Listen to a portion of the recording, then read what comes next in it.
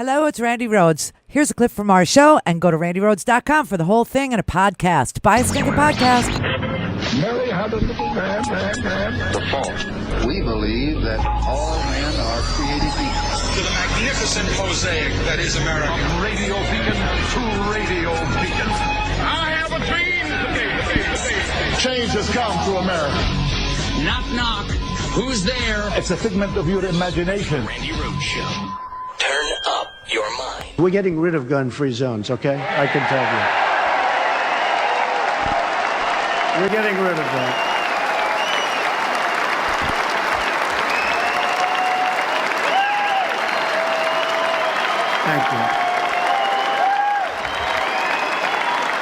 Thank you. That wasn't part of my speech. I must be honest with you. Now, a day later, tweeting in response to Hillary Clinton, he amended that blanket statement to exclude schools. Crooked Hillary said that I want guns brought into the school classroom. Wrong. So that was Saturday. By Sunday, to the question of guns in the classrooms, he was saying no and yes and no and yes. She talked about guns in classrooms. I don't want to have guns in classrooms, although in some cases teachers should have guns in classrooms, frankly, because teachers are, things that are going on in our schools are unbelievable. You look at some of our schools, unbelievable what's going on. But I'm not advocating guns in classroom. But remember, in some cases, and a lot of people have made this case, teachers should be able to have guns. Trained teachers should be able to have guns in classrooms. Huh? This is the thing with Donald Trump. It depends on what second and what part of the sentence. That was 2016. That was him at the NRA at the beginning of that clip from 2016. Gun-free zones are going to go away. Arm the teachers, but don't arm the teachers. But, some should have. But then others, it just depends on what point in the sentence now. Not even the day of the week. These are all unforced errors, Donald. Unforced errors. And they're unforced because you opened your mouth. Keep your mouth shut.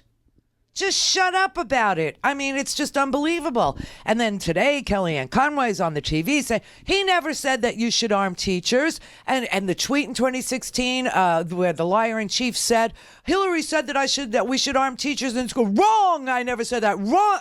He does. He says it and then he unsays it and then he says it again and then he unsays it. He said it yesterday and now he's saying he unsaid it. I can't even follow. If you had a teacher with This is yesterday. At firearms, they could very well end the attack very quickly. And the oh my God.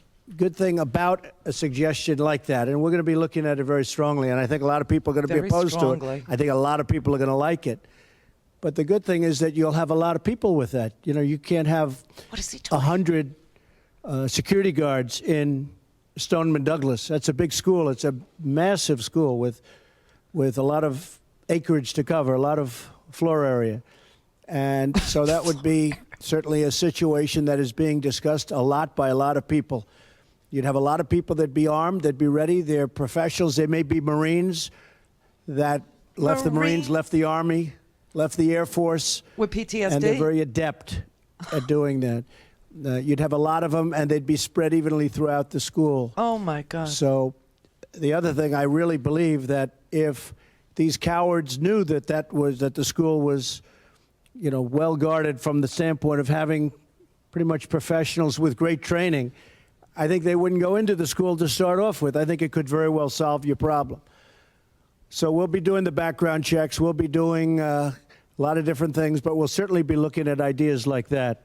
A lot of people don't understand that airline pilots now, a lot of them carry guns. And I have to say that things have changed a lot.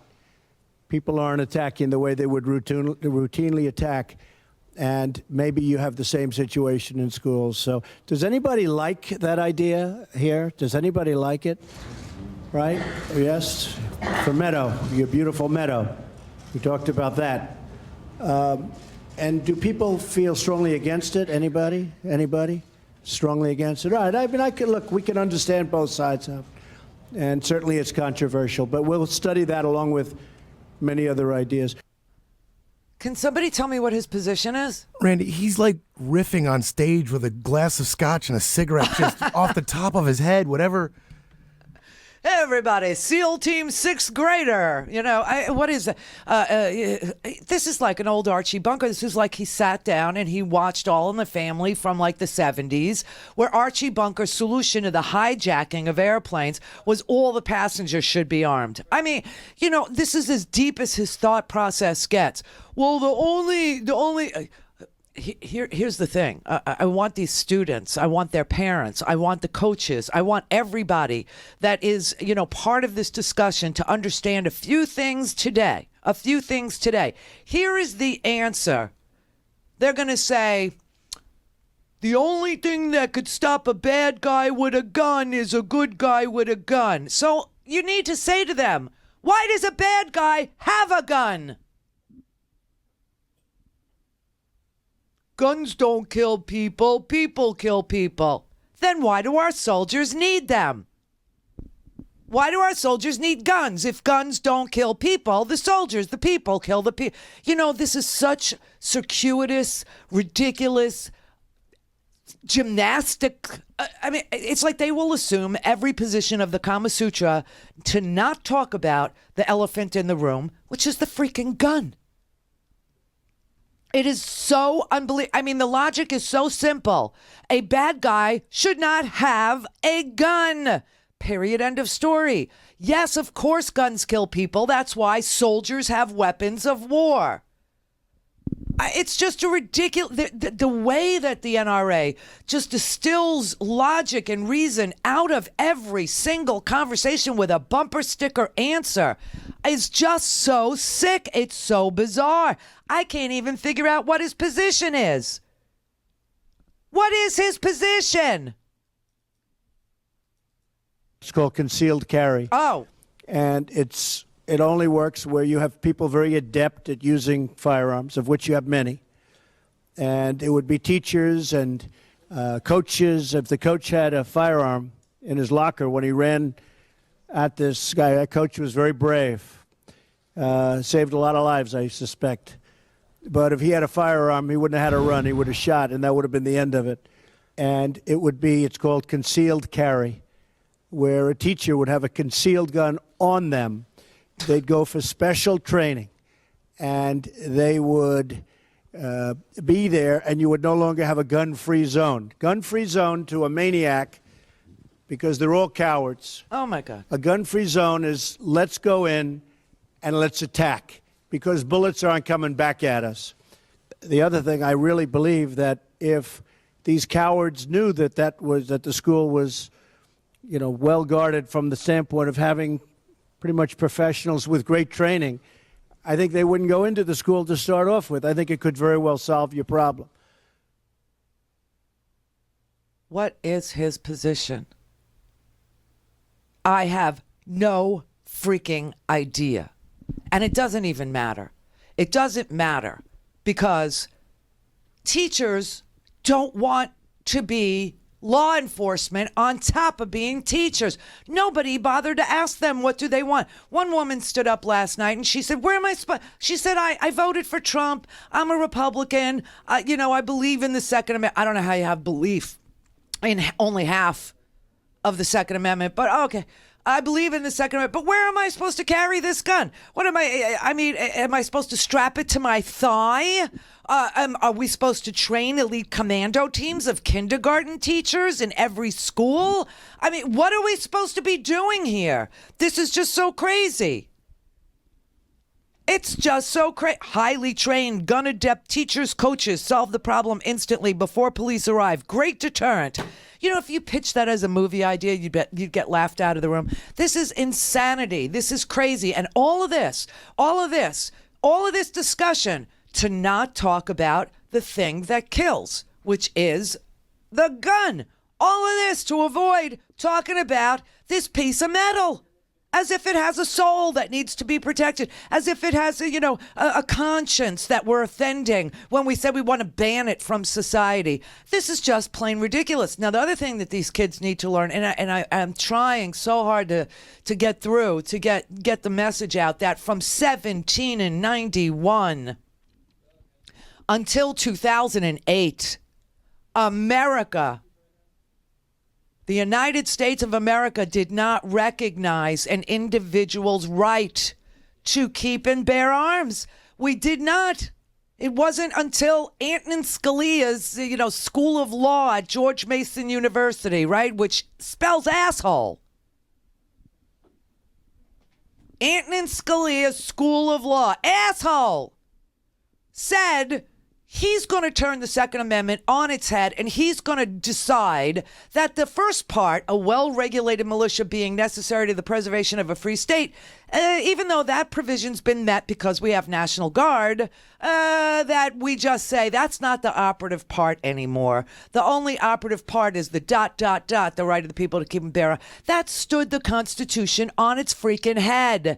But for 200 years, 1791 until 2008, the United States of America did not say, did not agree, did not determine that the Second Amendment gave anybody an individual right to own a weapon. It doesn't say anything about, self-protection or the common defense. It doesn't. It says that, if you have a National Guard, you don't need to keep and bear arms. And we do. And that is what the Second Amendment says. It's a provisional amendment. Provided that you need a well-regulated militia for the security to keep your state free, then everybody needs to keep and bear arms. We have a National Guard. It's a moot amendment. That is unbelievable. And, the teachers got very close to it last night. I was rooting for them. I really, really was rooting for them. I wanted them to make this point. I was praying and hoping that they had this information in their back pocket. Information is the coin of the realm. Screw the NRA, okay? You can defeat every argument that they made last night. It just seemed to me no one was prepared. Nobody had the proper information to and what did Dana Loesch do today? Oh, my God. Many in legacy media love mass shootings. You guys love it. Now, I'm not saying that you love the tragedy, but I am saying that you love the ratings. Oh, go to hell, Dana. Seriously, go to hell right now. I mean, this is a mother. It was insane. It was insane to watch, her fake crocodile tears last night. And, I'm so sorry for your loss. I, as a parent, I can't even imagine. And then the very next day, go to a friendly audience at CPAC and say, the media loves mass shootings. They love to see white women crying on the TV. I swear to God, it's what she said. Many in legacy media love mass shootings. You guys love it. Now, I'm not saying that you love the tragedy, but I am saying that you love the ratings. Crying white mothers oh my God. Are ratings gold to you and many in the legacy media in the back. We will not be gaslighted into thinking that we are responsible for a tragedy that we had nothing to do with. It is not our job to follow up on red flags. It is not our job to make sure that states are reporting to the background check system. You are disgusting. First of all, can I just say this? This whole idea of mental illness, I looked it up. Mentally ill people are more likely to be victims of crime and assault than they are to participate in crime.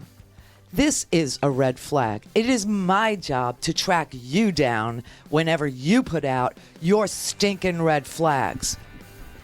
That is a false statistic. This monster. I want to know, Dana, what should be allowed in the background check?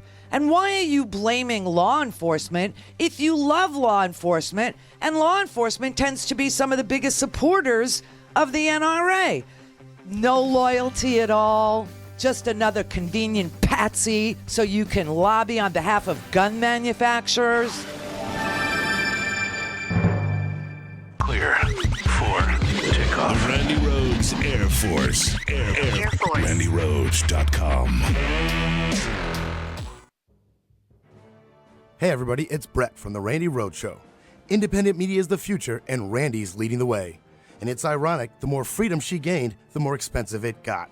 It's crucial now, more than ever, to keep this show pure and free of corporate influence so Randi can tell the hard truths. The first step to change is an unbiased media, and for that, we need your help. So please, go to randirhodes.com/support and subscribe, you bastards.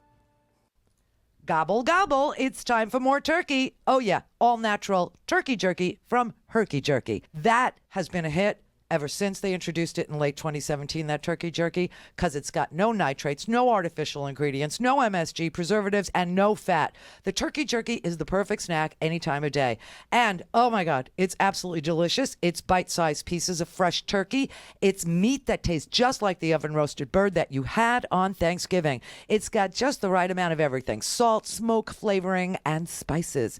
It's unlike anything you've ever had, and they don't skimp. They're going to send you a 14-ounce bag that is going to keep you munching for a long time. Nothing like those wimpy 3-ounce gas station bags. And all this month, $6 off every bag of turkey jerky, and there is no promo code needed. So you get free shipping with 2 bags or more of anything you order in the Herky Jerky store, including Smokies, bacon, beef, buffalo, elk, and venison jerky and sticks.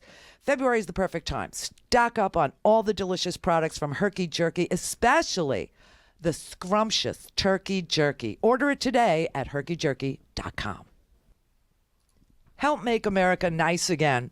Welcome our brand new fabulous sponsors, Mitchell Gold and Bob Williams, a home furnishing company that handcrafts eco-friendly upholstery right here in America. At the heart of Mitchell Gold and Bob Williams brand is the company's core values: comfort for all, which also provides the foundation for a corporate culture that fosters mutual respect and inclusion, supports education, provides on-site daycare, and has been environmentally responsible since the very beginning. Visit mgbwhome.com to learn more about Mitchell Gold and Bob Williams. If you already know them, then celebrate Mitchell Gold's birthday Sunday, February 25th from 6 to 8:30 p.m. at the Mitchell Gold Bob Williams Signature Store in Beverly Hills. Join Mitchell and special guests during a birthday soiree to benefit the Tyler Clementi Foundation, which is a nonprofit organization working to end all forms of harmful bullying. For details and ticket information, visit tylerclementi.org and visit mgbwhome.com to learn more about Mitchell Gold and Bob Williams. All things Randi at RandiRhodes.com. Go for launch. Speaking truth to power, the Randi Rhodes Show. Our kids have started a revolution. I'm proud and I'm inspired to be a part of Never Again. Now here's my question. I'm a history teacher. I asked my students to define terms for me. So I'd like you to define something for me, because I've wondered about it, and I want to know, what is your definition of a well-regulated militia, as stated in the Second Amendment, and using supporting detail, explain to me how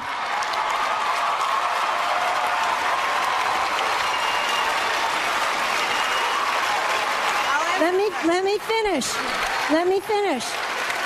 And using supporting detail, explain to me how an 18-year-old with a military rifle is well regulated. And the world, our country, our nation is going to grade your answer. Well, by all means. And I want to say as well, I as a parent, I see my kids and these students. I see my kids and the students that are here today. What you went through is horrid. I'm not going to pretend to understand what you went through. There are no words for it. It's monstrous, and nobody should have to endure that. I want to answer your question. George Mason was one of the founders, and he said the militia is the whole of the people. It's every man, it's every woman. That is who the militia is. In the context of the time, a well-regulated militia meant an American man, an American woman, a citizen of the United States of America who could operate and service their firearm. How is an 18-year-old, that was in the context of the time. Yes. How now is an 18-year-old with a military assault rifle well regulated? Use supporting detail. Right. He shouldn't have been able to get a firearm. he should have been barred from getting a firearm. And he should not have been able to. He should not have been able to buy it legally. He should not have been able to. But he was. That was as close as it got to actually honing in on the actual issue, the actual debate that should be going on in this country. How is an 18-year-old well-regulated? How is he part of a militia? The answer is he's not, because unless he's a National Guardsman, he's not part of the well-regulated militia that's necessary for the preservation of a free state. End of story. He's not.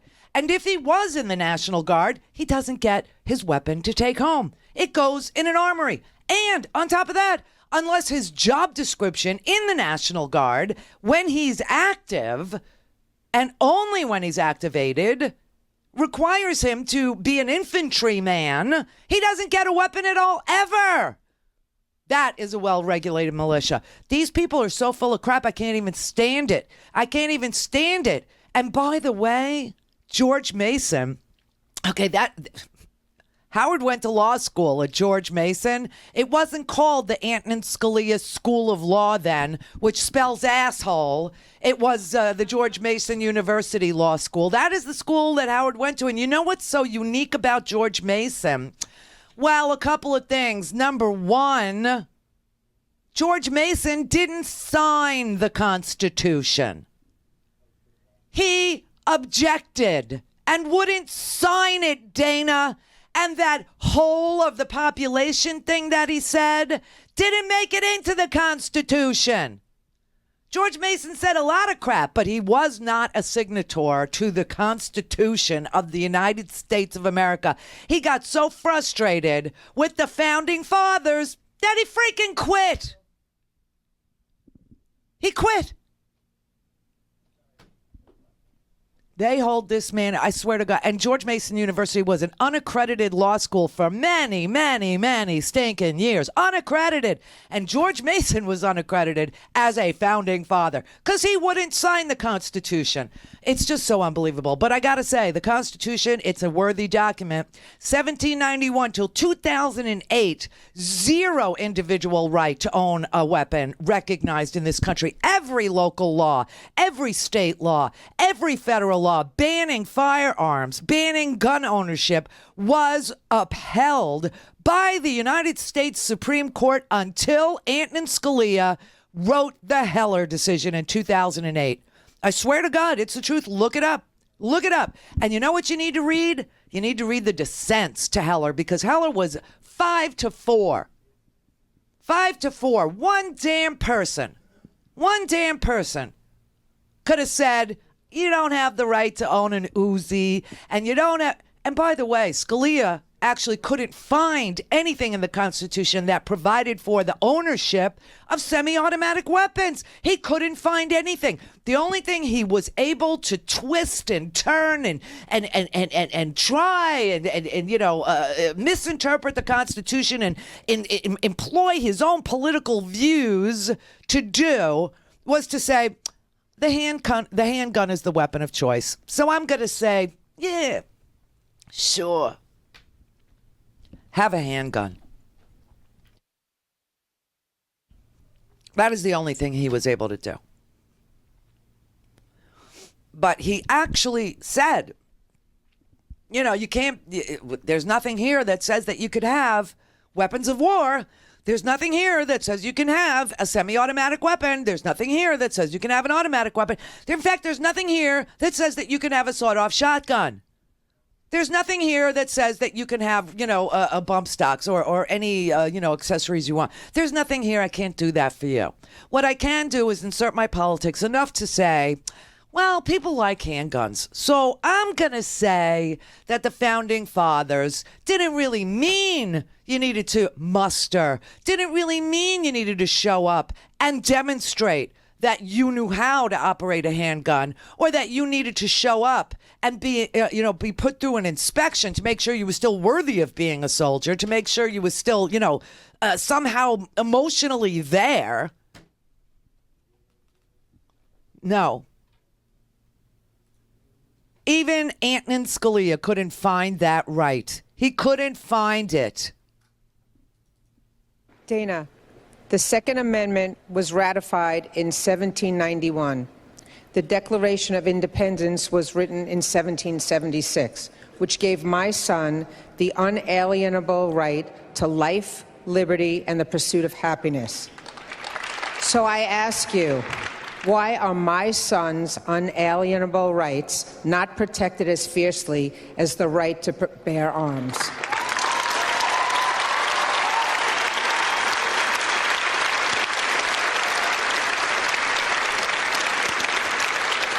I'm sorry for what you experienced. Shut up, Dana. And I'm not going to, as I said, I'm a parent, but I have not been in this position.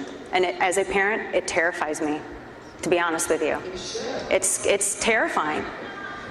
Now, you asked whether it's a life or firearms or life or Second Amendment thing. I think that all life should be protected. All life should be protected. That's why next week there's going to be good guys with guns that are going to be in school protecting lives, just as there's armed security here.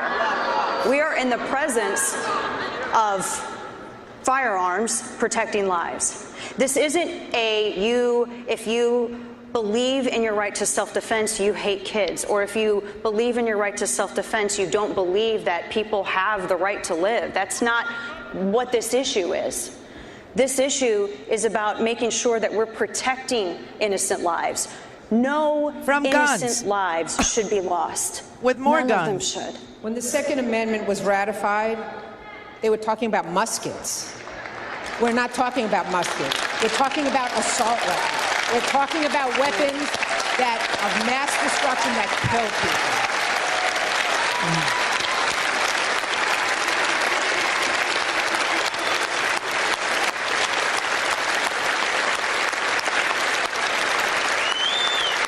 On that issue, oh my God. At the time, there were fully automatic firearms that were available, the Belton gun and the Puckle gun. And in fact, the Continental Congress reviewed a purchase of one of those firearms for the... Doesn't make it right. Well, what I'm saying is there was more than just muskets available. We don't say that no one has a right to free speech.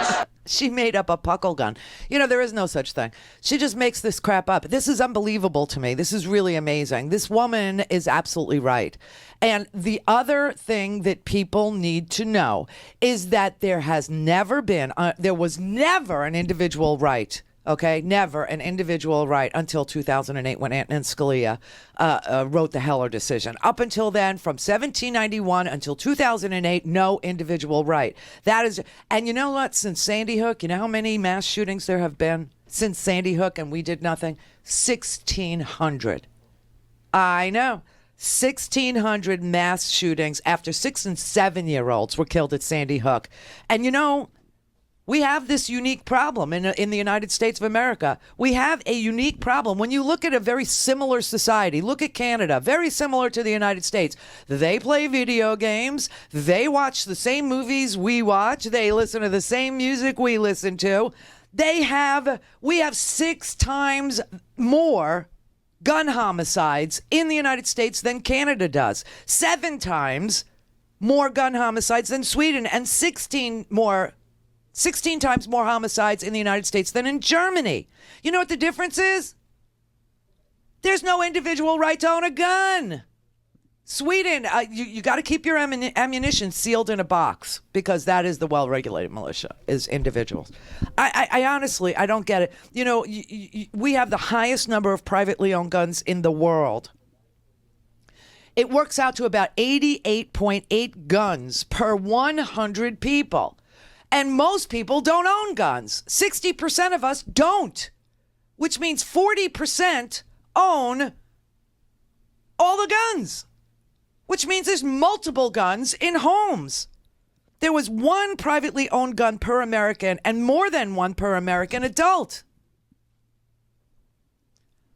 The quasi-failed state torn by civil war, Yemen, there's 55, just round it up, okay? 55 guns per 100 people. But in America, there's 89 guns per 100 people. 5% of the world's population, 42% of all the privately held guns in the world. The Harvard School of Public Health's Injury Control Research Center, also Stanford and Yale, all looked at what is the issue in America with all these gun homicides. And you know what the answer is? Freaking guns! The problem is guns, not mental illness.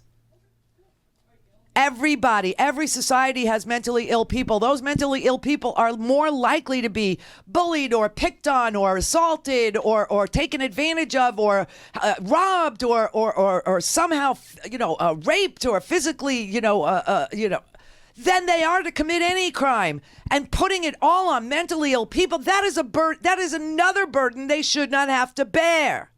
That is just a ridiculous thing. A psychiatrist at Columbia University, Michael Stone, he keeps a database of mass shooters.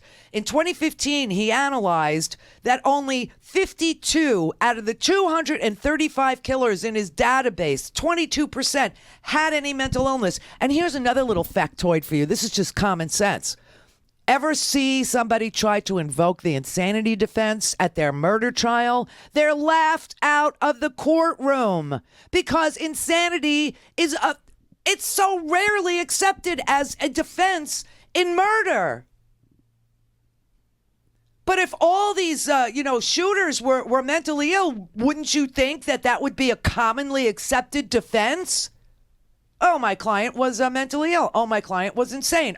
They laugh you out of the courtroom. You're not allowed to use that as a defense. Like 0.1% of insanity defenses actually prevail in the United States judicial system when you're talking about assault or rape or murder or disemboweling people or eating their heads. No, you can't even make mental illness your defense. The mentally ill should not bear the burden of being regarded as the chief perpetrators of mass murder. If you can't accept it as a defense in court, then you can't accept it as a defense from Dana Loesch. The United States doesn't have more crime than other places. The United States has more lethal crime than other places. And the reason for the lethality of our crime is the freaking gun. People in every country get into arguments. People in every country disagree politically. People in every country have racist points of view. There is white nationalism all over Europe. You just don't see the kind of mass murder that you do here. You just don't see people taking out their family. You don't see husbands killing their wives. You don't see students going into school and shooting down other students. And that's because gun control works.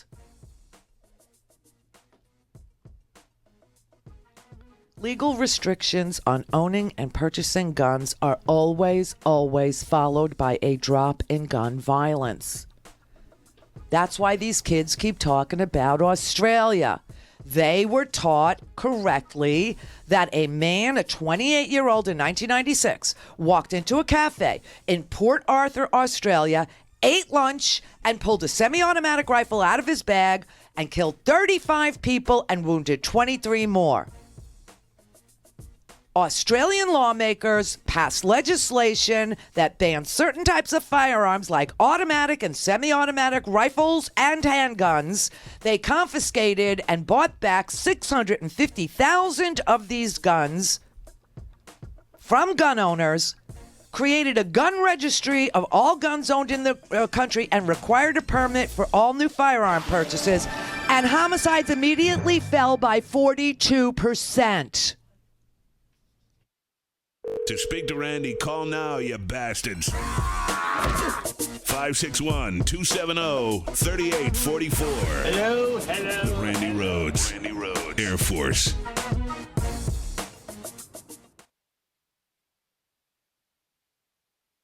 Hey guys, it's Scotty, Randi's producer here, and as many of you know, I grew up in Randi's house. You know, eating her food, watching her TV, and like most kids, ignorantly not following her advice. And one of her biggest pieces of advice was never take a job in radio because the big companies that run radio, they suck. Well, I didn't listen and ended up working in radio. And as always, Randi was right. They sucked. But I'm here now, and I can tell you that it takes a lot of chutzpah to break away from the big companies and start your own show. But you know what else it takes? Your support. We are independent media, so the only financial backers we have are you, the best listeners in the world. And we can't do it without you. So please go to RandiRhodes.com and support the show, buy a stinking podcast, donate some money, and keep us going.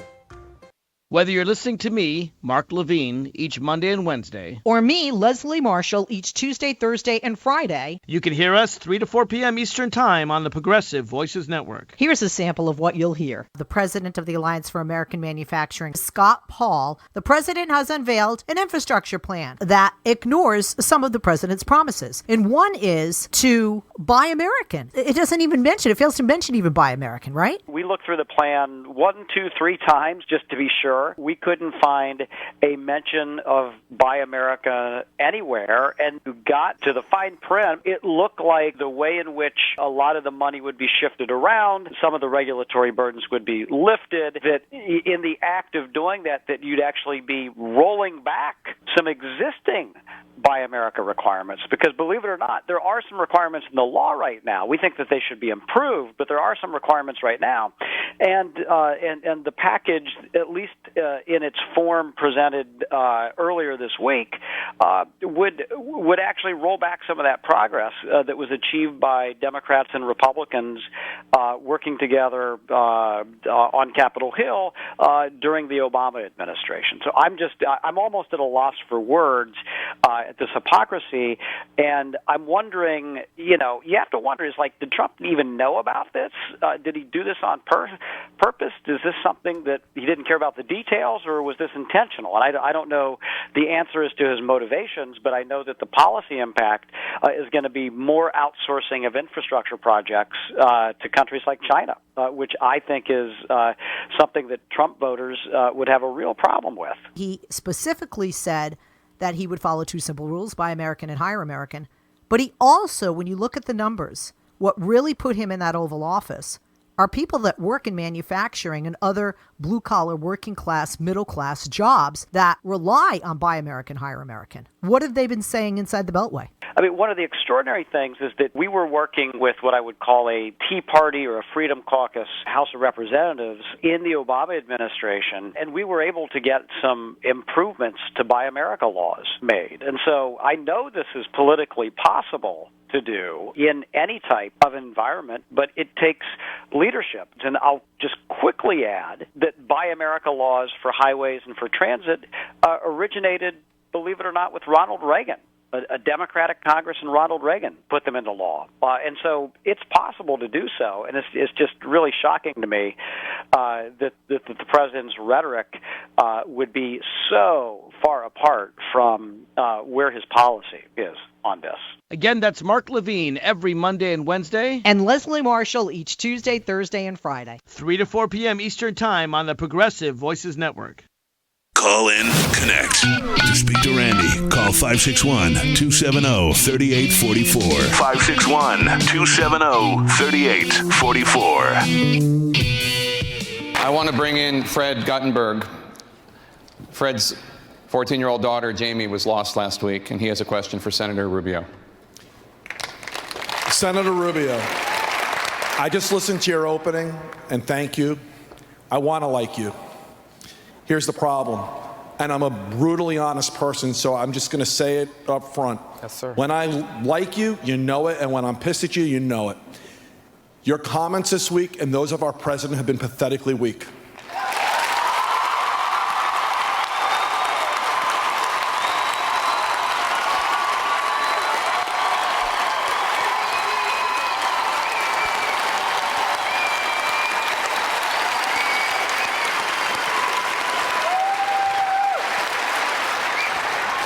So, you and I are now eye to eye, because I want to like you.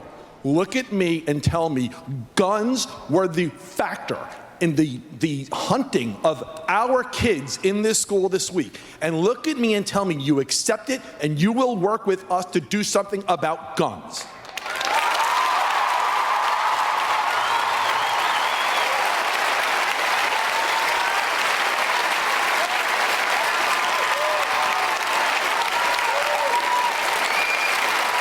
Fred, I'm not, first of all, let me explain what I said this week, and I'll repeat it. I'll repeat what I said. And what I said, and then I'm going to tell you what we're going to do. We're going to talk about guns, and we're going to talk about what I said this week. And here's what I said. I said that the problems that we are facing... Let him speak. I think we need to hear it. I'm saying that the problems that we're facing here today cannot be solved by gun laws alone. And I'm going to tell you what we've done already and what I hope we'll do moving forward. Were guns the factor in the hunting of our kids? Of course they were. And here's it's the weapon of choice. Can you say that? Number one, Fred, I absolutely believe that in this country, if you are 18 years of age, you should not be able to buy a rifle, and I will support a law that takes that right away. Fantastic. I will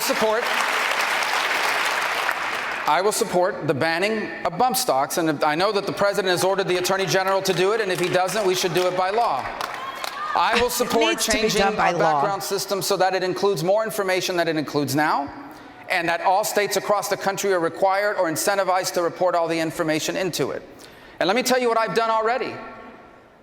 Last year, when we came up with our budget in the Senate, I pushed for and got approved $50 million a year through the Sandy Hook Initiative to provide a threat assessment fund for all states to be able to stand up in each of the school districts a way to identify people who could potentially do this and get ahead of it before it happens. I support moving forward on that initiative and making it widely available for everyone around the country.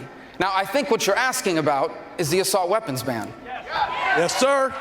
So let me be honest with you about that one. Yeah. If I believed that that law would have prevented this from happening, I would support it. But I want to explain to you why it would not.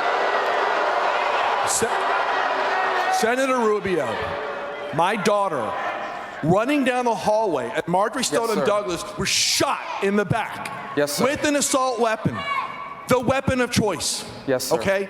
It is too easy to get. It is a weapon of war. The fact that you can't stand with everybody in this building and say that, I'm sorry. Sir, I do believe what you're saying is true. Oh. You know, when calling Marco Rubio pathetic gets 6,000 people to stand up, you know you're onto something. You know you're going in the right direction. Seriously, they operate in such bad faith. They truly do. And they'll say anything and do anything, and they'll say, we need this law and that law, and we need to do this, and we need to do that, and we need to do this, all to avoid talking about semi-automatic weapons. Like I said, 1,600 more mass shootings in this country, 1,800 people killed and wounded, 1,800 people killed since Sandy Hook, 6,400 people wounded since Sandy Hook. Because the federal government does nothing. I'm just surprised that this is still in the news. I'm just thrilled that it's still in the news and that the debate is still open, a week out, because usually, you get it, you go through the whole, the Republicans say there aren't enough guns and the Democrats say there are too many guns, and then everybody goes silent and that's the end of it, and you wait for the next thing to happen. You wait for the next shooting. That is the cycle. So I'm kind of thrilled. Gail in Texas. Yes. I'm calling to state that I'm very much in favor of people being able to have a gun to protect themselves. And the reason I became so strong on this is the fact that I had a friend that had gone camping with she and her 3 daughters and her husband. While they were camping, a gang of bikers came into their camp, raped the mother and the 3 daughters. The father did not have any defense. He could do nothing. And after that Did the bikers have guns? Did the bikers have guns? Who knows? But well, I thought this was your friend when she tells you. When she tells you, does that because make? it makes all the difference in the world. Your family. Because you could have mace, you could have. Get out of here! What are you talking about? Get out of here! You have to have bikers around. But wait a minute. Just slow down. Slow down. No, I'm not naive. Yes, you are. I'm ex-military. Okay, I'm not naive. I'm trained in guns. Okay. Oh, so you say get mace? Yes. When you got bikers. But are the bikers armed? Are they armed? Because if they are armed, there's your problem. She doesn't know if her friends who were raped by bikers were raped by armed bikers. She doesn't know the answer to that. And that's because it didn't happen. You're so full of shit, Gail. She forgot to mention the part where the bikers flew in with their wings and shit gold all over the campsite. Mace is a very good deterrent to sexual assault. That's why a lot of people carry it in places where you can't carry a gun. And if the bikers had guns, therein lies your problem. Bad guys with guns. So why does a bad guy have a gun? Why? Why, Gail? There is no right in the Constitution there is nothing in the Constitution about self-protection. Is there? No, nothing. You're so full of crap. Go back to your NRA call room and call somebody else. Dan in California. Period. So, first of all, I think that Dana, whatever her name is, Gail. I think she the NRA girl from. Oh, Dana Loesch. You played their speech on CNN, and I couldn't believe what was coming out of her mouth. It's like she traded her soul for shiny hair. It's like what? It's like she traded her soul for shiny hair. Her hair was amazing, you have to admit. For what? Dana Loesch. Yeah, what? Whatever her name is. She had shiny hair. She had shiny hair. All right, Linwood in Virginia. Oh no, this is gonna go really bad. Go ahead. Well, it may not be, but bear with me.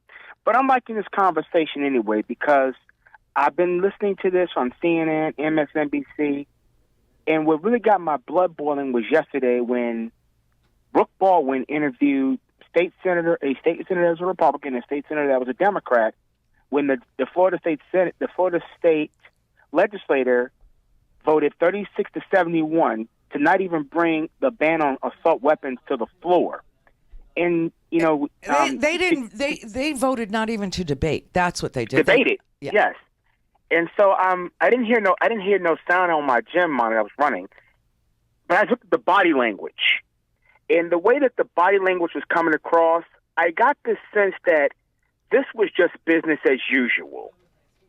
Like, we don't really care about these white kids. Yeah, they're like us. Yeah, they're white like us, but we don't really give a shit about them because that's the nature of doing business. When African-American kids are gunned down in Chicago's ghettos or whatever, that's just a part of the business. And they're treating death of children and innocent people like it's a business. Right. Nothing to see here. It's okay. Right. And then you have this asshole get on, and I saw that debate last night. She was so, mushy mouth about it, but then she talked all tough in CPAC today. Right. Don't talk tough now when you go in front of your crowd full of hoes and bitches. Yes, and Marco Rubio last night you could see the little gears in his head. Like Marco Rubio wants to be president, and he was just like saying, "How far can I go and still keep the $3 million?" That's president. That's president. The guy we got in the White House now is a bigger fucking joke. Do we need him? But no. But Marco Rubio wants to be president because Marco Rubio has run for president. So. And look how far that went. I'm just saying, you could see in his head, he's weighing, whether or not the red states are going to vote for him if he comes out all anti-gun and stuff. True. I think it's a political ploy, but these babies... But the facts are the facts, and they are these. The more guns, the more murder. The less guns, the less murder. And can you believe what the president got up there and said today? Well, we'll pay the teachers more money if they have guns. Well, you're not paying the teachers to teach your kids? Does he not remember any of his teachers? Really? Like Mr. Lipton with a gun? Oh my God, no! Or Mike. I mean, I think it's ridiculous. The more guns do not prevent more crime. Fat Denny Hastert was a wrestling coach who molested children. You want him to do it at gunpoint, Gail? No, not at all. Paul in Woodinville.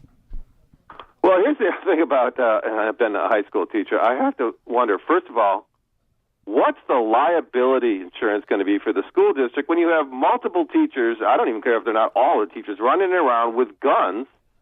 The other thing is, how much are you going to pay me to teach algebra and calculus and carry a gun? Because it better be about twice if I'm doing two jobs like that. What are you going to be, SEAL Team 6th grade? I mean, what is this now? The teacher as a commando? Really? This is insanity. You got 40 kids. You got 40 kids each period, 8 periods a day. You got to keep track of what? 400 kids, 360 kids, plus counseling after school and all this stuff. And then also go to gun training for the low bargain basement price of $42,000 a year. They're talking about hardening our schools and Kevlar as blackboards and bulletproof vests and bulletproof windows. What the kind of country do you people want? All because people cannot teach the Second Amendment correctly? Really? All of this because people don't know that from 1791 until 2008, there's no individual right to own a gun. There's nothing in the Constitution about owning a firearm for self-defense. It isn't there. That's right. Scalia and Alito incorporated the 14th Amendment into the Second Amendment, and there are previous cases besides Miller. There was Cruikshank in 1876 or 73. Said that the Second Amendment does not apply, nor the First Amendment. It's about military service. That's what the Second Amendment is. And the reason why we had it is because they didn't want standing armies. If these Federalists, these people so devoted to the original intent of the Constitution, why do we have a National Guard? Why do we? What happens when the teacher The Founding Fathers didn't want no standing army. And guess what? That's why the National Guard can only be called into service by the governor. They only go 1 weekend a month and 2 weeks a year to train. That's their muster, okay? That's it, to make sure they're still worthy of wearing that uniform. And when they're not in duty, they don't have the weapon. My neighbor's a National Guardsman. No standing army. Doesn't have any weapon at home. Here's the other question: What happens when a teacher shoots a kid in one of these things? That's what I'm saying. What's the liability for that? When the Do you not remember any of your teachers, people? Do you not remember them? I mean, we all assume that our teachers are just the most sane, angelic human beings.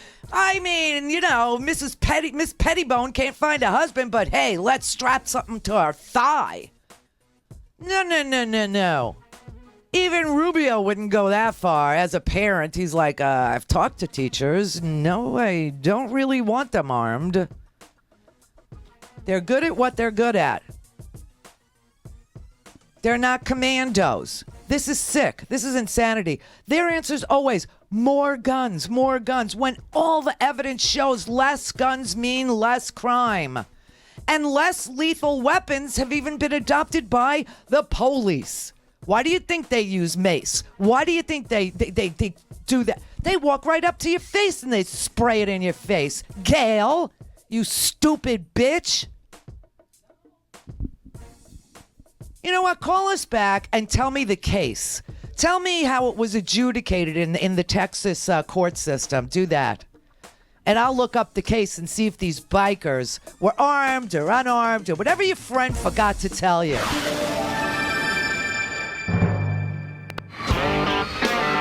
For a commercial-free, on-demand, whenever, wherever listening experience, visit RandiRhodes.com for your personal premium podcast today.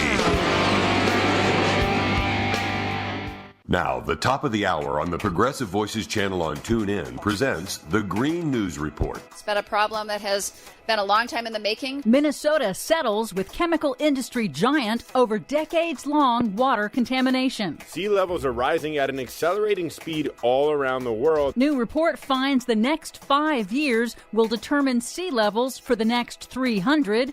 Sea ice in the Arctic hits an ominous record low. Plus, Washington State becomes the latest state to block Trump's expansion of offshore drilling. All of that Trump blocking and more straight ahead. From BradBlog.com, I'm Brad Friedman. And I'm Desi Doyen. Stand by for 6 minutes of independent green news, politics, analysis, and snarky comment. This agency shouldn't be in the business of saying we're going to favor certain sources of energy over others. Unless those certain sources are oil or coal or gas. Am I right, EPA Chief Scott Pruitt? This is your Green News Report.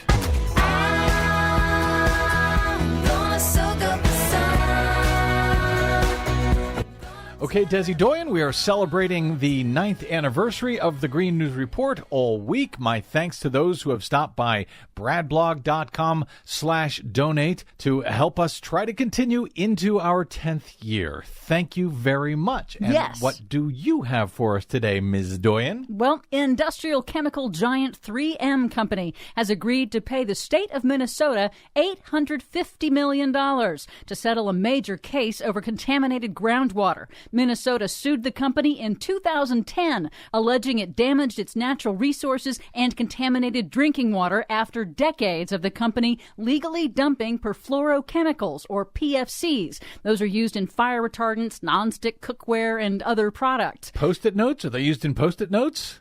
I don't think so. Because that's all I know that 3M does. Well, they do other stuff, too. I see. Prosecutors alleged that 3M researched PFCs and knew that the chemical posed a threat to human health and knew that it was contaminating groundwater. Here's Minnesota Attorney General Lori Swanson in a press conference on Tuesday. We think that the settlement will help solve a problem for Minnesota. It's been a problem that has been a long time in the making. For many decades, these chemicals, as I mentioned, were put into the ground.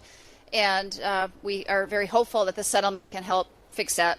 The $850 million will go toward upgrading municipal water system filtration technology and environmental cleanup. 3M agreed to the settlement just hours before it was set to go to jury trial, but it did not admit liability and did not admit any health impacts linked to PFCs. They never do. Meanwhile, in climate science, the National Oceanic and Atmospheric Administration announced this week that January 2018 was the 5th warmest January ever recorded globally. That means that the last 4 Januaries now rank among the top 5 warmest on record. And that warming is wreaking havoc at the poles. At the election polls? No, at the planet's poles. Damn. According to the U.S. National Snow and Ice Data Center, sea ice at both poles has hit the lowest levels on record again, shattering records set just last year. The Arctic is seeing the fastest rate of decline in sea ice in at least 1,500 years, and it's believed to be at its lowest winter extent since human civilization began more than 12,000 years ago. And making matters worse, the Arctic is also currently in a heat wave. The northernmost weather station in the world, located in Greenland, this week recorded daytime temperatures above freezing, despite the fact that the Arctic is still in the total darkness of polar night. And now a new study dramatically illustrates just how much the decisions we make in the next 5 years will impact future sea levels. At the poles? Everywhere. Even under the best-case scenario, scientists say we've already committed future generations to at least 3 feet of sea level rise by the year 2300. Now, a new study published in the journal Nature calculates that for every 5 years of delay in ramping down CO2 emissions, we will add an additional 8 inches to the burden of sea level rise borne by all future generations. That means wiping out trillions of dollars of coastal infrastructure around the world and likely forced population migration. But finally, there is a sliver of good news. Washington State has vowed to use every tool in its arsenal to block the Trump administration's planned expansion of oil drilling off of its shores. Following the footsteps of California, Washington State Public Lands Commissioner Hillary Franz told Reuters that she will reject permits, land leases, and easements that are required to support the offshore oil drilling industry, like distribution pipelines. She said in an interview, quote, "We didn't invite you here, and we don't want you here." Go Washington. For much more on all of those stories and the ones we couldn't get to, check out our website at greennews.bradblog.com. Don't forget, you can download our reports anytime via Stitcher, TuneIn, or iTunes. Find us, follow us, and share us worldwide on the Facebooks and the Twitters at Green News Report. Now in our 10th year of the GNR, thanks to those of you who have stopped by bradblog.com/donate. And what are the rest of you waiting for? 8 more inches of sea level rise? I'm Brad Friedman. And I'm Desi Doyen. And this has been your Green News Report. The tide is high, but I'm holding on. This has been the Green News Report on the top of the hour on the Progressive Voices channel on TuneIn. Mary had a little lamb. The fault. We believe that all men are created equal. To the magnificent mosaic that is America. From radio beacon to radio beacon. I have a dream today. Change has come to America. Believe me. Knock, knock. Who's there? Hey! It's a figment of your imagination. Randi Rhodes Show. Turn up your mind. My name is Sam Zeif. I'm a student from Marjorie Stoneman Douglas in Parkland. And I just want to take a second first to thank you for having me, Mr. President, Mr. Vice President, Madam Secretary. I was on the second floor in that building, texting my mom, texting my dad, texting 3 of my brothers, that I was never going to see him again. And then it occurred to me that my 14-year-old brother was directly above me in that classroom where Scott Beagle was murdered. Scott Beagle got my brother into class. He was the last kid to get back into that class. And I'm sure a lot of you have read my texts on the internet with my brother. I didn't plan for them to go viral. I just wanted to share with the world, because no brothers or sisters or family members or anyone should ever have to share those texts with anyone. I don't understand. I turned 18 the day after. Woke up to the news that my best friend was gone.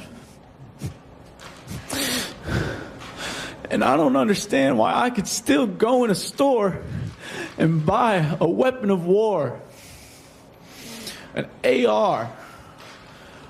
I was reading today that a person 20 years old walked into a store and bought an AR-15 in 5 minutes with an expired ID. How is it that easy to buy this type of weapon? How do we not stop this after Columbine, after Sandy Hook? I'm sitting with a mother that lost her son. It's still happening. Damn, man. This freaking conservative ideology is killing us, literally killing us. They're always wrong. They're wrong that more guns create less gun violence. They're wrong about the economy all the time, all the time. They take all the money and they give it to the very wealthy and they tell you it's going to trickle down. It's going to trickle. Just wait. It's going to. How's that tax cut looking for you? How's that coming along? You know what we found today? Billions of dollars in stock buybacks. Yep. Go look on the homework section. Billions of dollars used to buy back their own stocks. They're always wrong. They lie.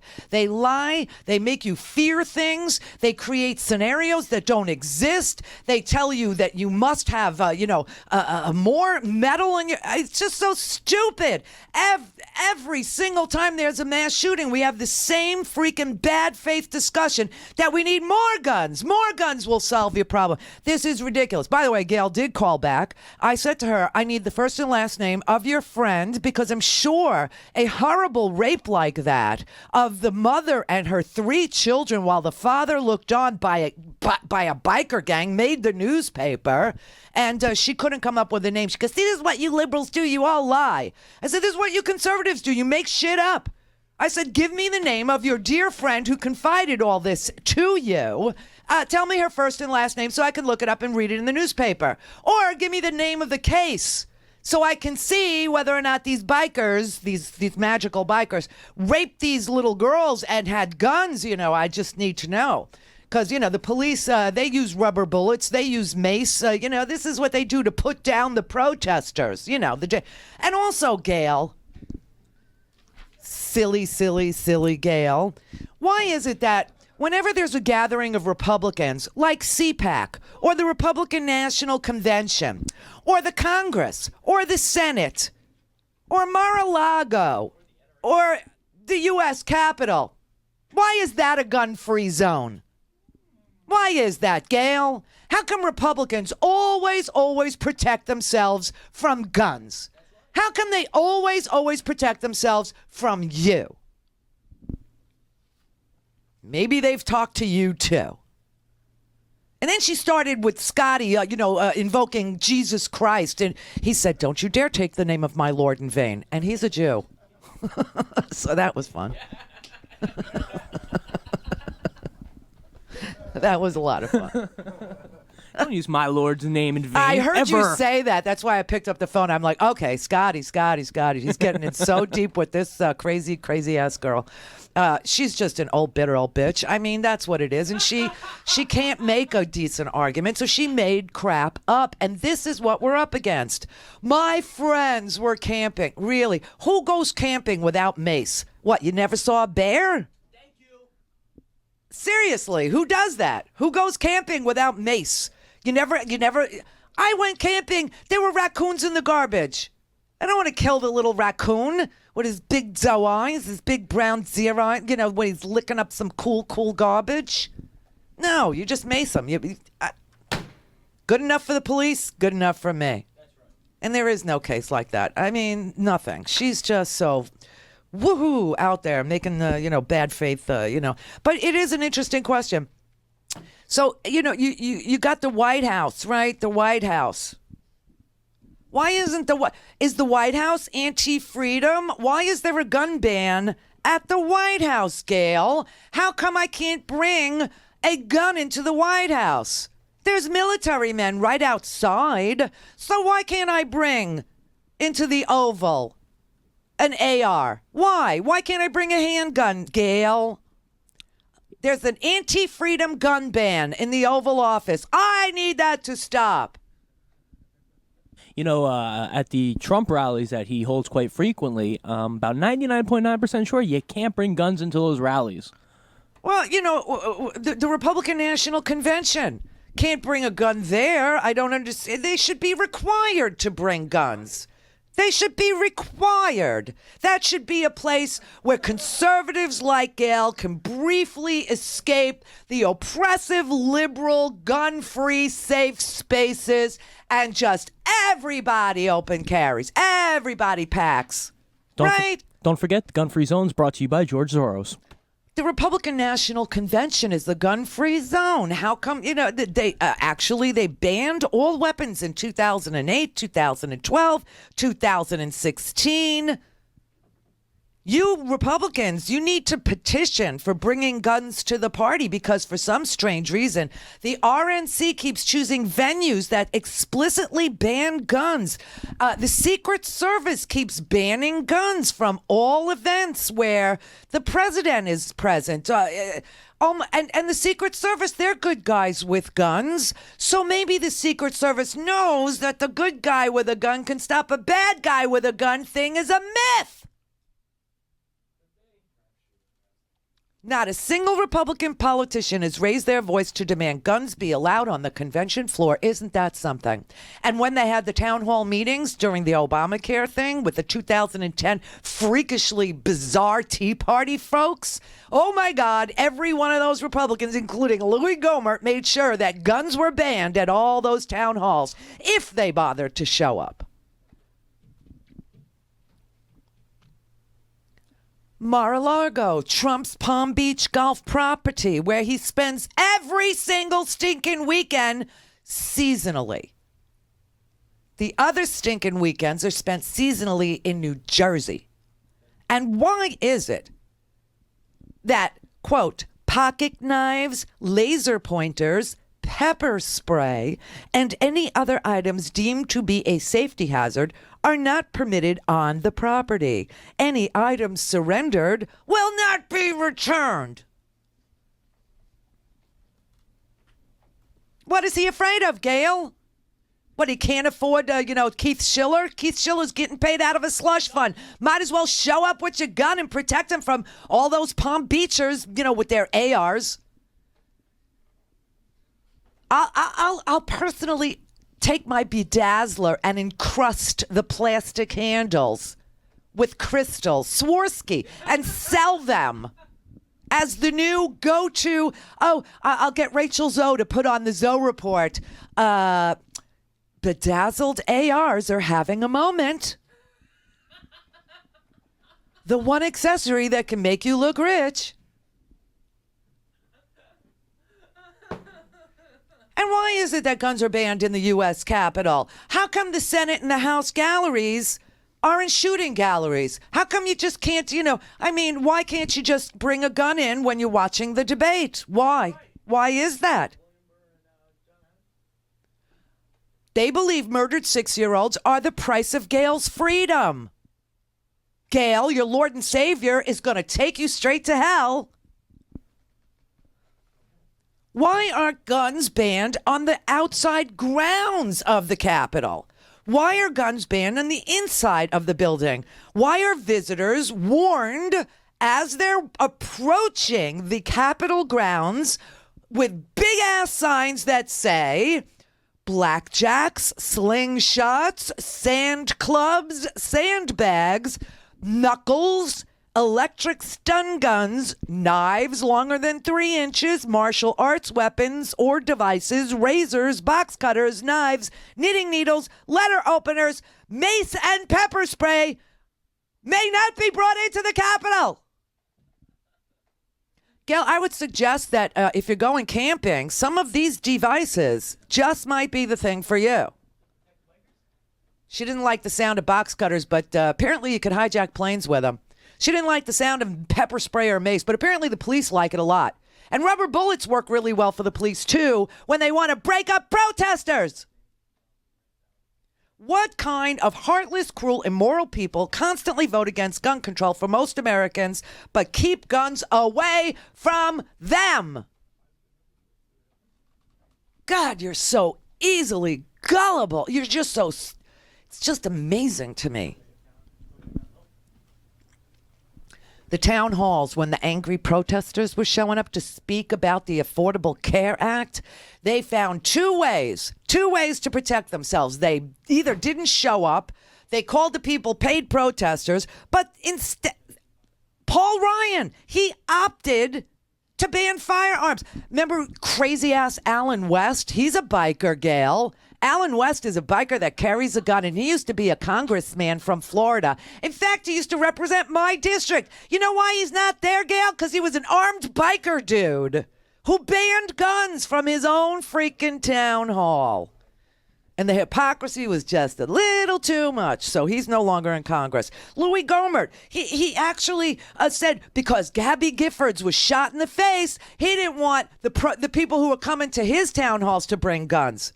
He said, at this time, there are groups from the more violent strains of the leftist ideology. Some are even being paid or are preying on public town halls to wreak havoc and threaten public safety. Therefore, the House Sergeant at Arms advised us after former Congresswoman Gabby Gifford was shot in the face at a public appearance that civilian attendees at congressional public events stand the most chance of being harmed or killed, just as happened there.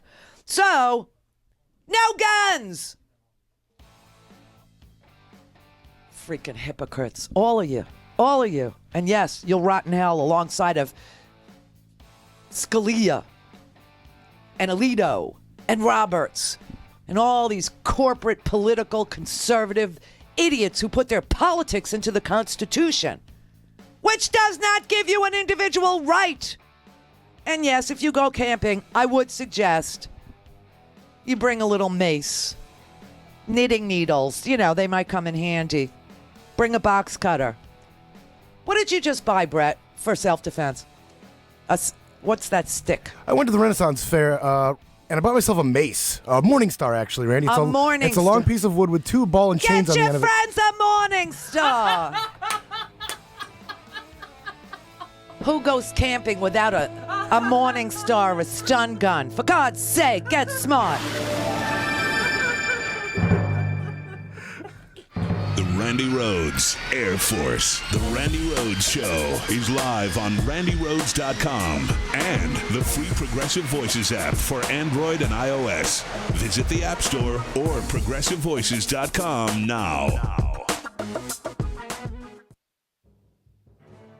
Hey everybody, it's Brett from the Randi Rhodes Show. Independent media is the future, and Randi's leading the way. And it's ironic, the more freedom she gained, the more expensive it got. It's crucial now, more than ever, to keep this show pure and free of corporate influence so Randi can tell the hard truths. The first step to change is an unbiased media, and for that, we need your help. So please, go to RandiRhodes.com/support and subscribe, you bastards. Gobble, gobble, it's time for more turkey. Oh yeah, all natural turkey jerky from Herky Jerky. That has been a hit ever since they introduced it in late 2017, that turkey jerky, because it's got no nitrates, no artificial ingredients, no MSG, preservatives, and no fat. The turkey jerky is the perfect snack any time of day. And, oh my God, it's absolutely delicious. It's bite-sized pieces of fresh turkey. It's meat that tastes just like the oven-roasted bird that you had on Thanksgiving. It's got just the right amount of everything: salt, smoke, flavoring, and spices. It's unlike anything you've ever had, and they don't skimp. They're going to send you a 14-ounce bag that is going to keep you munching for a long time. Nothing like those wimpy 3-ounce gas station bags. And all this month, $6 off every bag of turkey jerky, and there is no promo code needed. So you get free shipping with 2 bags or more of anything you order in the Herky Jerky store, including Smokies, bacon, beef, buffalo, elk, and venison jerky and sticks. February is the perfect time. Stock up on all the delicious products from Herky Jerky, especially the scrumptious turkey jerky. Order it today at herkyjerky.com. You're listening to the Progressive Voices Network, and here's a clip from Tara Buster with comedian Tara Devlin from RDTDaily.com. But in the meantime, we'll allow children to die in high schools and young elementary schoolers to die. I mean, is it time? Maybe it's too soon to talk about the Parkland school. Is it too soon to talk about Sandy Hook?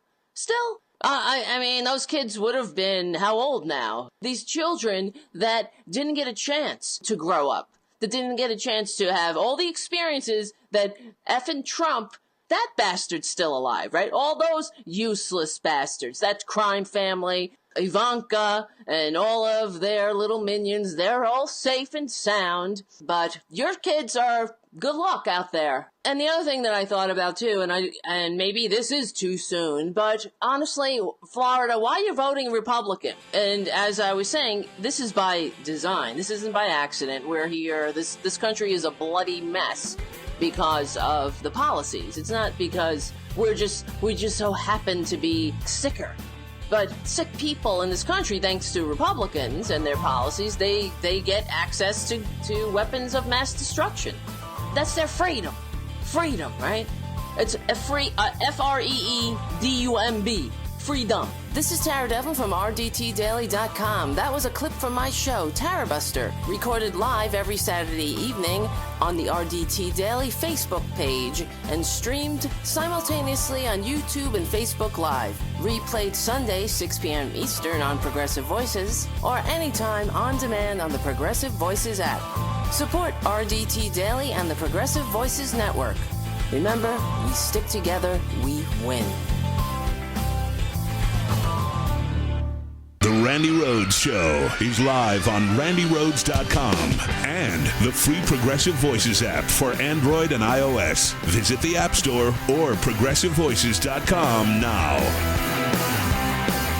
Douchebag of the year! You know, the whole discussion of the Second Amendment and the gun issue in this country has become so dishonest in the national media and so dishonest among the politicians that you can barely stand it. That's not a new video, as I said. I've said for years, and I've been ignored by the same opportunists who don't give a damn. Yet you see them on TV every day whining away. Here's what I said on CBS way back in 1993. That was 25 years ago. Let me ask you this. Are you in favor of computerizing the mental health records of people into a national computer bank? You bet I am. Can we join hands on that and go to Capitol Hill right now? Will you shake on it with me? Now, here's the real tragedy. Charles Schumer shook my hand to get all the mental health records into the system, and then he went back to Capitol Hill, and you know what he did? Absolutely nothing. How many lives might have been saved if he had just kept his promise? They are liars to the core, and I'll make this prediction right now. A year from today, many of those records may still not be in the system. Yeah, because not if some of these whining for television politicians and their media enablers have their way. Okay, Wayne, what is your background check? What information should be in there? For instance, is Gail on drugs? Shouldn't I know that? Does Gail make crap up about violent crime? Does she have fantastical ideas about bikers raping people? Should I know whether or not there's a firearm in the house of a domestic abuser? I mean, what exactly do I get? Do I get to interview somebody before they get handed an AR-15? I mean, just what kind of background check?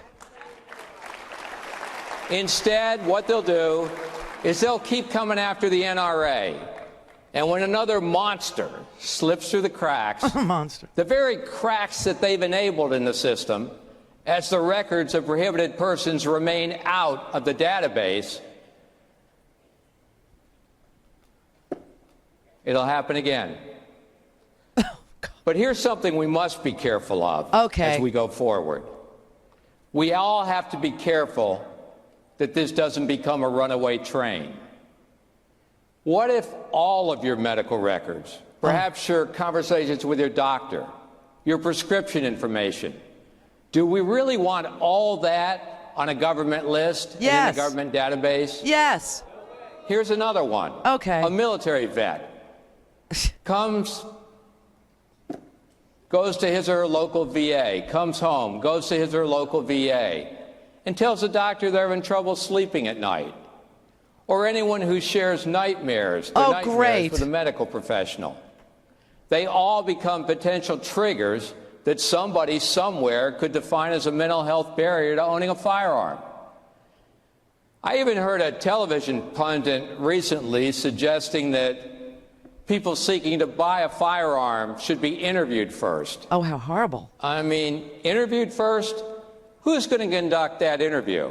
And what will they ask? That's the challenge we as a free society face. Oh, man, this is such empty crap. How does he do it? How does he talk out of both sides of his mouth at the same time? Why, it's such a talent. I can't even stand how talented he is. Wow. So he's saying we need to do background checks, but no one with PTSD should be flagged because they serve their country. Right? Nobody that's having wicked nightmares. Nobody like Gail who, envisions rape scenes. If she tells her doctor, I envision rape scenes in the forest somewhere and I need to carry an AR-15 with me that shouldn't be reported, okay? Whatever drugs you're on shouldn't be reported. It's all got to remain private. And nobody should ever be interviewed, for God's sake, because who's going to do the interview? How about the freaking law enforcement official? How about your local sheriff? How about that? How about the FBI? How about that? How about the precinct captain? How about that? No. They don't want any stinking background check. They have fought every background check. And this idea that the mentally ill are all... Why then can't I make I was insane when I went after Gail and have it hold up in court? Because no one accepts insanity as a defense except the NRA. Oh, it's painful. Asand. Hey, Randy, how are you? Hey, how are you? I give thanks. I'm very sorry about this gay because I can feel that she's messing up the vibes right now, Don't let her get to you. But let me tell you something about Gail. Yes. Gail was with a bike. She was going out with a biker. She was in love with a biker. The biker left her because she have 25 cuts. Now Gail is mad with all these bikers and she's making all these lies. When she opened her mouth, I know she was lying. But don't let her mess up your vibes now, okay? And if she keep calling and messing with you, I will do some crazy stuff to her. I will voodoo her. I'll send her name to Africa, and we will do something to her. I don't want nobody messing with you. Real talk. Hey, we're doing the voodoo to you, Gail. Hey, very, very. Gail, be careful now. I'll send your name there. I know somebody who knows somebody. You know what I'm saying? We'll do something to you. I'm doing right, it. Leave Randy alone. And really, no, serious note, I want to share something very, very quick with you. Yes. As of today, I will be a U.S. citizen. I will go take my oath. Congratulations. Thank you very much. That's Thank so you very cool. much. Yeah. Thank you very much. I actually texted with Asand after the first time we ever spoke. I don't know if you remember him, but he's got kids and they're beautiful. Right. And I saw the house that you built. It's just beautiful, beautiful, beautiful. Very proud of you. You've come so far. You're awesome. Thank you. But don't let Gail mess up your vibes, okay? Right, yes. We're listening. It's the voodoo that you do. That's what I'm counting on, Asand. Thank you. All right. You better be careful. All right. I know. Doug, on I-5 in California, are you armed? No, I'm not, thankfully. Too bad, man. I mean, what we need in this country is more road rage with armed people. So, Randy, I'm from Bellingham, Washington. Yes. I'm airman number 56 in the Randi Rhodes Air Force. I was the 56th donor. That's cool. And I bought you some Cat 5. Oh, yeah. So I am on the freeway headed home from spending some time with one of my cousins who just lost her husband. Oh. And she lives in El Dorado County, which is right near Placerville. So I was really proud yesterday watching the news because they had footage of the 2,000 to 3,000 students in my town of about 80,000 people who put together their rally in 3 days, 2,000 to 3,000 students.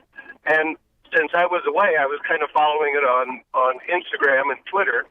And I got a screen cap of a photograph of a high school sophomore holding a sign that says, "How much NRA money is my life worth?" That's a perfect question. And what just about broke me is my cousin lives way the hell out in the sticks. Yeah. I had to run into town to pick some stuff up, and on my way back, I almost drove off the road when I passed the first sign about the pancake breakfast fundraiser for Friends of the fucking NRA. And I couldn't resist. I posted those two pictures side by side on my Facebook page and remembered the poster, "How about when the military has to hold a bake sale?" But I hope all those friends of the NRA suffer mightily from celiac disease. That's all I can say. So the other thing I wanted to mention is yesterday or the day before you talked about the number of students who were impacted by these shootings on school campuses. Yes. And I suspect, I don't know what your source was, but I suspect it was only grade school, middle school, and high school. Randy, you were a DJ back in the 70s. Yes, you it was. Playing? It was 170 elementary, middle, and high schools, and the number was 150,000 kids have experienced a school shooting in those 170 schools. That's the number. Okay, back when you were a DJ, do you remember playing Elton John's song "Ticking" about the Texas University Texas gun tower shooter? Oh yeah. That was August of 1966. Yeah. So I think if you add in the number of people, we've had armed people on the campus at my community college. My niece is in Seattle. She was a student at Seattle Pacific University where they had a school shooting. Right. I think if you add in universities, tech schools, community colleges, and carry that timeline back to at least 1966, you're talking about millions of people that were literally on campus or students on campuses where there were shootings. Yeah. Yeah, it's horrendous. I mean, the amount of gun crime, the gun violence, the lethality of crime in the United States is so different from every other place on the planet. And when I just sit there and I say, I just marvel at their solutions, as if the whole rest of the world doesn't watch violent movies, or they don't play video games, or they don't hear the same music we hear. They always go to that. And the only difference between us and Europe and us and Germany and us in Switzerland and us in Sweden and us and Japan and us and Australia is the freaking guns.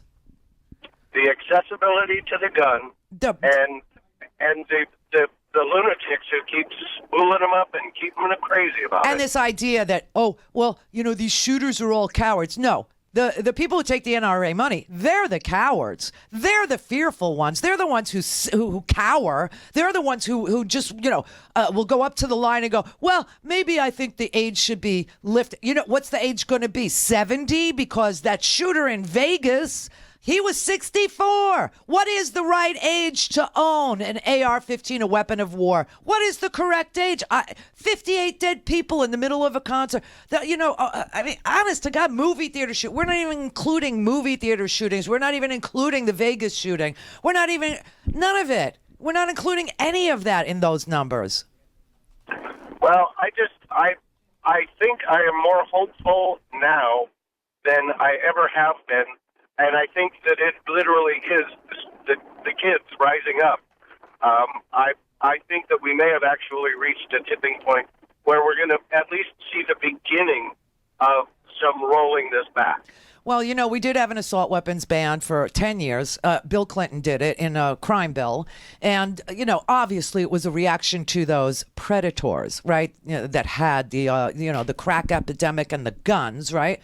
But we did have a ban. And after the ban expired, 200% increase in the use and the lethality of mass murder. Well, and you point out regularly that when Reagan was governor in California, when the Black Panthers started showing up with guns, it was pretty damn easy for him to get a bill through. Yeah. And Donald Trump used to be all about an assault ban, too, except now, he got $30 million from the NRA, and, it's, the price of freedom. So one final thing, I have a friend at home who is a documentary filmmaker. He is a bear biologist by training. He makes documentaries for National Geographic. He goes and lives with the bears, the grizzly bears in Alaska. And you know what, Rand? He carries mace or bear spray. So yeah, it's pretty effective. Idiot girl has never been in a situation where she feared for her life. If she had been, or if her friend was, and if she had any sense of what you bring when you go camping, Who goes camping without a knife? How do you go camping without it? How do you even do that? And who goes camping without mace? Who does that? Well, but would mace really work on the mythical unicorn Harley riding rapist and pillagers? Randy, I love you. Thank you. Buy a stinking podcast, people. Thank you. Thank you very much. Jim in Hollywood. Holiday, but who cares? Oh, where's Holiday? Where's Holiday? That's over by Tampa. Oh, okay. Okay, yeah. I just want to say a couple things. And I'm going to ask you a question, but first thing I want is the kids keep going. Do not give this fight up, and don't let them just, put a Band-Aid on this problem. Yeah. That's what they want to do. They want to put this under the, they want to sweep this under the rug, nothing to see here kind of bullshit. You know how that is. Mm-hmm. But, enough with that. But I got a question for you because you were in the military, okay? Yeah. And I read something, and I have to read about this.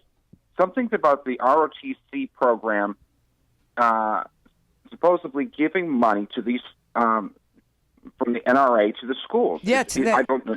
Yeah, they gave $10,000 to Marjorie Stoneman Douglas. The NRA did. And it was for a shooting program to teach these kids how to shoot. And guess which kid was in the program? Guess which one? Yeah. I thought I heard this correctly. Yeah. I don't want to say. So the NRA literally trained this kid on their dime, and now they're trying to say, oh, well, he was mental. Well, why in the world was he allowed into your program?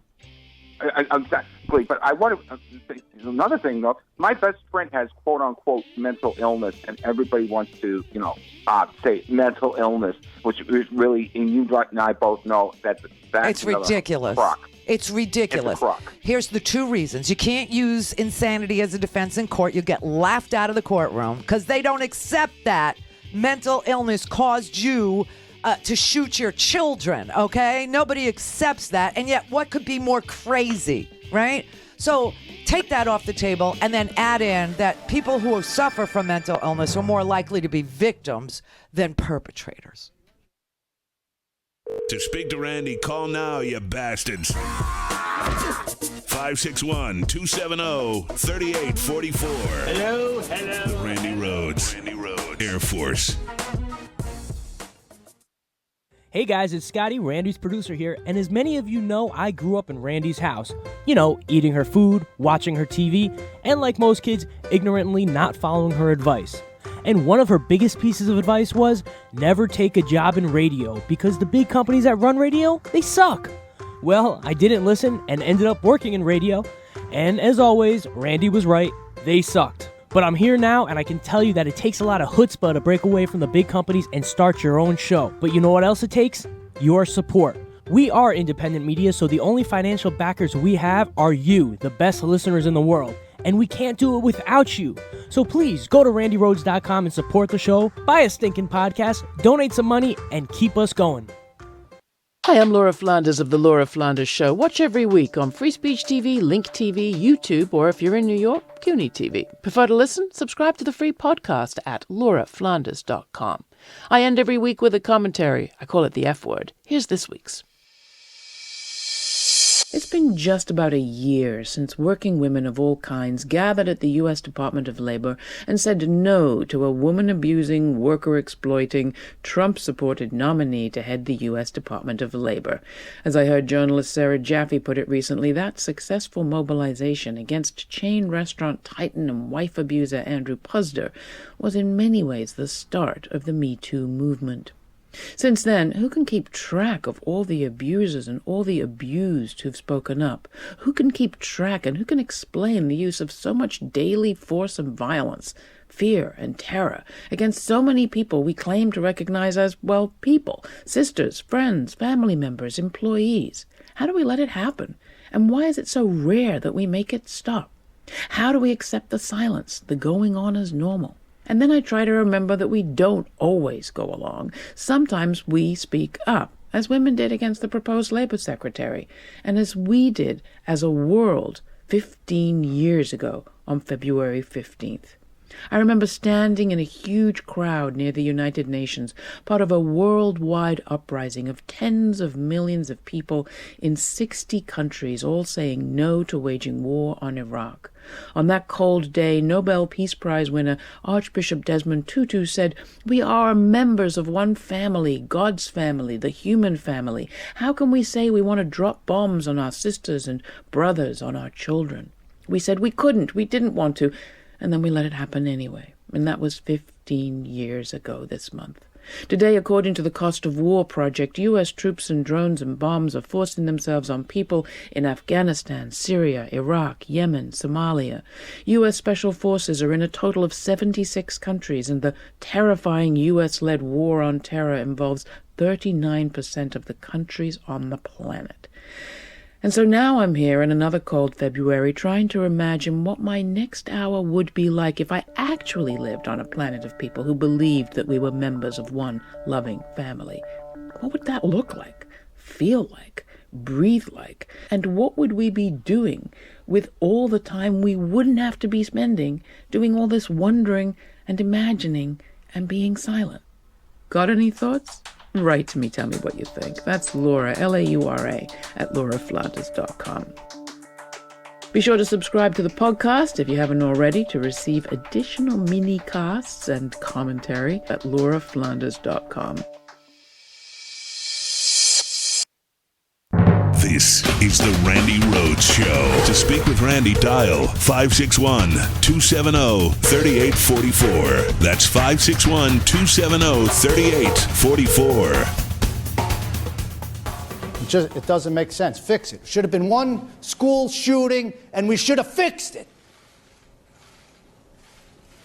And I'm pissed, because my daughter I'm not going to see again. She's not here.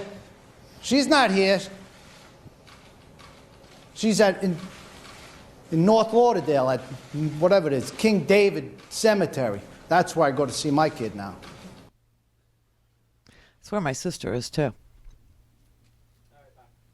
Oof, gives me chills. And yet he's the guy that was photographed in a truck, finding out that his daughter was shot and killed wearing a Trump 2020 T-shirt. Amazing. Just amazing, really. We have to think for these people. They refuse. They just, I think they're incapable. I don't know what it is. It's like a switch in their brain gets flipped. We have to think for them. We have to make sure that everybody understands more guns equal more murder. It just does. Everyone's got crime. The whole world's got crime. Only we have the lethality associated with crime that we have. Oh, us and Yemen. What good company that is. Robert in Phoenix. Yeah, hi, Randi. How are you today? I'm all right. Yeah, a little fired up. I know. Hey, I've been in school I'm a 57-year-old veteran. I called you before, told you were my inspiration and stuff. But I've been in school now for about 4.5, 5 years.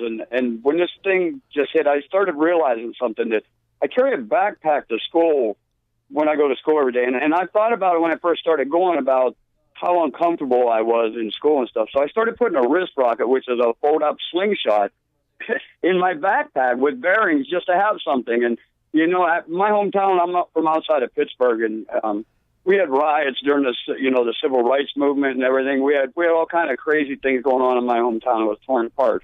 But I don't ever remember fearing like being shot in school like I did when I went back to school. And I'm 57, man, and I'm a veteran. That's not fair to these children.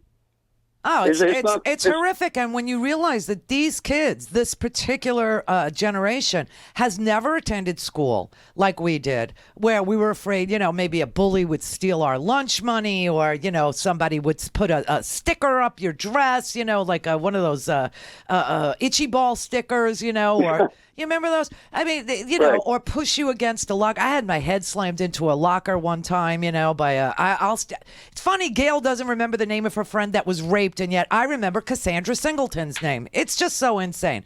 But anyway, I never worried about it either. And now these kids, this generation, have never attended school a day in their life where they weren't very hyper alert to the fact that gunmen can come into the school and mow them down. Right. And when we went to school too, though, they had an assault rifle ban. You couldn't have weapons like that in school, you know. Right, because in public, you know. Well, this is the thing. 2008, everything changed. I'm telling you, the Supreme Court made that Heller decision. People went out and they bought so many freaking guns. So many guns. And all of a sudden, you started to see the marketing of these semi-automatic, the handguns, the long guns. This one will shoot that many rounds. It's so interesting because Trump actually said, well, these things only last 3 minutes. That's because of the freaking firepower these things have. Right. All right, and so what are you going to do? You're going to have, a teacher who has some sort of a weapon that competes with the firepower that the kid brings in or that the shooter brings in a closet. The response time, it's so unlikely to work. The whole thing is just, I keep telling people, the answer to violent crime is to de-escalate the situation, not to escalate it.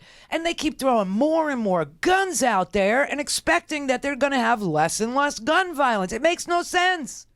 Yeah.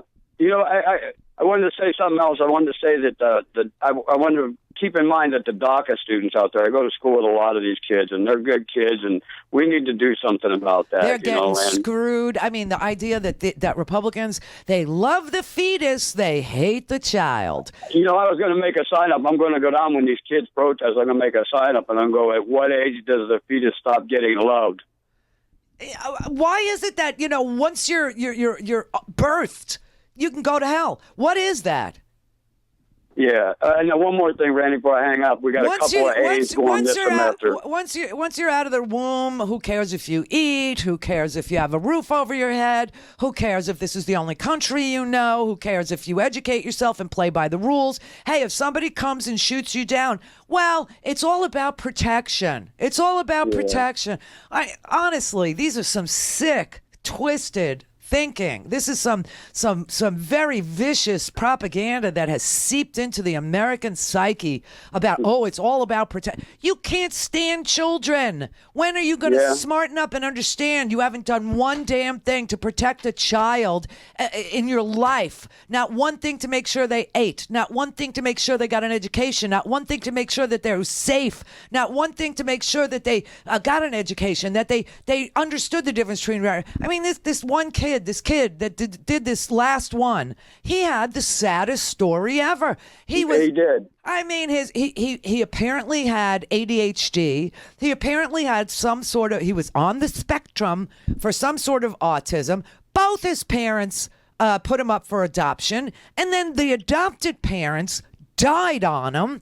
And then he went into foster care where he was scared and ran away to a friend's house where there were parents in that house that thought that having 5 guns was within the rules.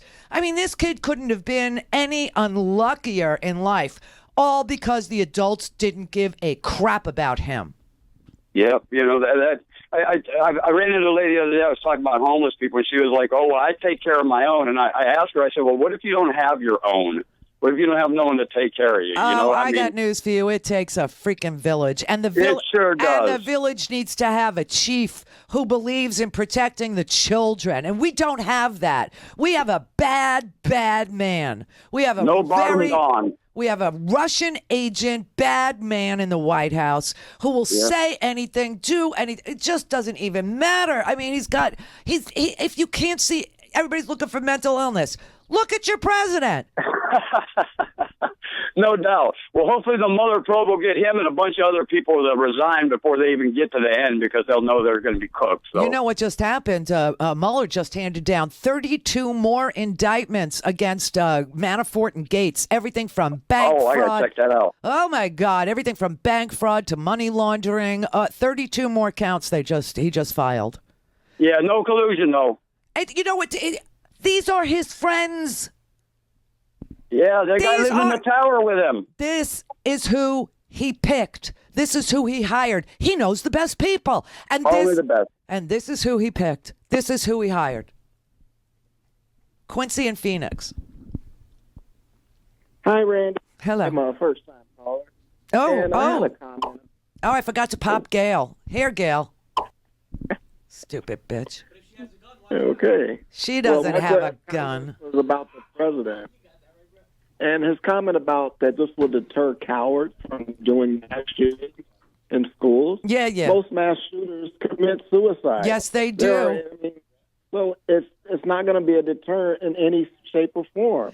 I know. They most of them do commit. I mean, it started in Columbine. Klebold and Harris. They killed themselves. Adam Lanza. It's very rare that you get somebody. And when you do get somebody, why not study them and find out? Why not understand it? Dennis in Buffalo. Yeah, Randy. Oh. Wow, that's loud. Okay, I'm sorry. Yeah. Is that better? Yeah. Okay. And 2017, Obama had the rule where they would do a gun check on you if you're receiving Social Security and you had some kind of mental illness.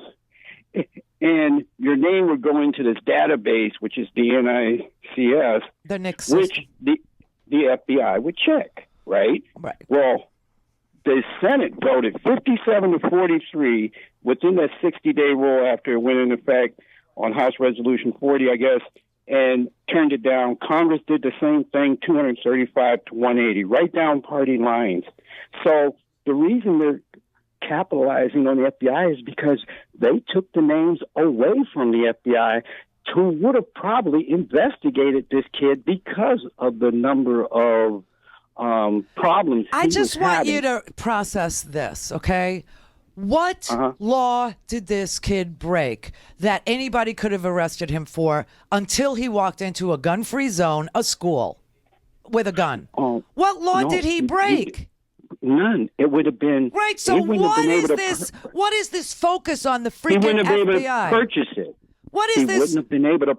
He wouldn't have been able to purchase it under that rule. But President Trump removed that rule. It was one of the first things he did. That's what I'm saying. So he made it easier for people with quote unquote mental illness to get guns. What that was if you were receiving Social Security disability payments, meaning you were disabled, mentally disabled, to the point where you couldn't manage your own affairs. You needed somebody's help to apply for or to process your check or to deposit your check. You just couldn't manage your own financial affairs.